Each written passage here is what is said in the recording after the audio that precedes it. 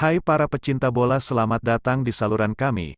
Di sini kami membahas berita bola terbaru atau berita bola terbaru hari ini. Tidak usah berlama-lama, ayo ke inti videonya. Baru saja gagal bawa timnas Indonesia lolos ke semifinal Piala AFF 2024.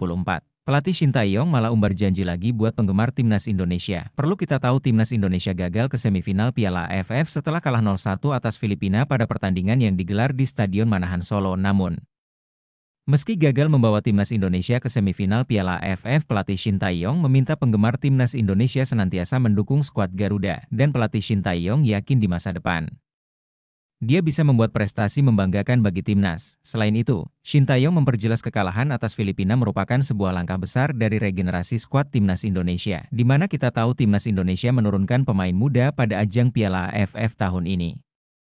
Dan mereka harus melawan tim-tim senior lawan mereka, dan begini kata Shin Tae-yong soal janjinya, pastinya saya dan Ketum PSSI sudah dibicarakan lagi untuk mimpi besar lagi dari masa sekarang. Mohon fans memberikan kepercayaan kepada para pemain timnas Indonesia dan Pak Ketua Umum PSSI juga. Suatu hari pasti kita bisa mendapatkan hasil dan prestasi yang diinginkan fans sepak bola Indonesia, tegas Shin Tae-yong. Keputusan Erick Thohir setelah Shin Tae-yong gagal bawa timnas Indonesia lolos semifinal Piala AFF 2024, seperti kita tahu timnas Indonesia harus menelan kekalahan pada laga menghadapi Filipina di Stadion Manahan Solo, di mana pada pertandingan itu timnas Indonesia kalah 0-1 dari Filipina. Dan setelah kekalahan memalukan itu, Shin Tae-yong malah membuat berbagai alasan agar dia tak bersalah. Padahal harapan timnas Indonesia terbuka sangat lebar untuk lolos ke semifinal Piala AFF 2024, tak perlu menang. Cukup meraih hasil imbang aja sudah dipastikan lolos karena pada dasarnya poin timnas Indonesia unggul dari Filipina sebelum pertandingan ini, dan di lain sisi Vietnam membantai Myanmar yang mempunyai poin yang sama dengan timnas Indonesia.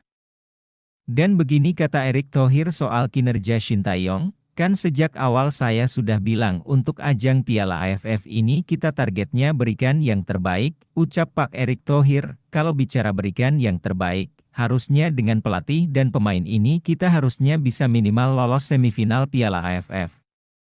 Jadi di sisi ini tentu PSSI akan lakukan evaluasi, jelas Pak Ketum PSSI. Di lain sisi Shin Tae-yong yang bakal dievaluasi oleh PSSI justru membuat berbagai alasan setelah kekalahan ini, begini kata Shin Tae-yong, pemain kita rata-rata usia 20 tahun, melawan pemain senior yang sangat baik. Apalagi latihan kami tidak terlalu lama juga, kita bisa lihat, tim yang bertanding di turnamen ini bukan timnas senior.